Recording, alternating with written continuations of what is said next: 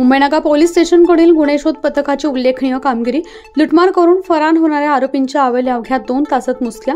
फिर्यादीशी आरिफ अहमद कर्मी वय वर्ष 38 हे त्यांचे मित्र प्रशांत जाधव यांच्या कारसह साई स्क्वेअर बिल्डिंग्स SSK हॉटेलजवळ चांडक सर्कल नाशिक येथे दिनांक 8/6/2023 रोजी मध्यरात्री 1 वाजताच्या सुमारास उभी असताना आरोपी 1 सोहेल उर्फ बाबू पप्पू अन्सारी 2 यानी जैद शेख हे फिर्यादी यांच्या मित्राच्या वाहनाजवळ उभे असल्यानं फिर्यादी यांनी नमूद आरोपी तांबा गाडीजवळ काय करत आहे असं विचारलं असता आरोपी सोहल बाबू अल्लारी राहणार नाशिक व साजिद जैद शेख राहणार नाशिक यांनी संगनमतानं फिर्यादी यांना हाताच्या चापटीनं मारहाण केली.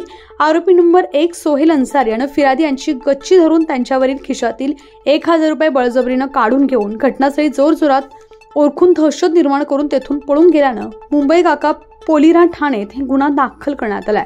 गुन्हे शोध पथकाचे पोलीस शिपाई समीर मालम शेख यांना मिळालेल्या गोपनीय बातमीद्वारे बळी मंदिर परिसर, जत्रा हॉटेल, आटगाव नाशिक परिसरात सापळा रचून गुन्हे शोध पथकाचे अधिकारी पोलीस उपनिरीक्षक निसार शेख, सहाय्यक पोलीस उपनिरीक्षक रोहिदास सोनार, पोलीस शिपाई समीर शेख, पोलीस शिपाई गणेश बोरणारे, पोलीस शिपाई नवनाथ उगले यांनी आरोपी 1 सोहेल उर्फ बाबू पप्पू अन्सारी वय वर्ष 32, वाजिद जैद शेख वय वर्ष 19 यांना गुन्हा दाखल केल्यानंतर अवघ्या 2 तासात शिताफीनं ताब्यात घेऊन विचारपूस केली. त्यांनी सदर गुन्ह्याची कबुली दिली. सदर गुन्ह्याचा पुढील तपास पोलीस हवालदार राजू टेमगर हे करत आहेत. स्टार न्यूज साठी मोहसिन पठाण, नाशिक.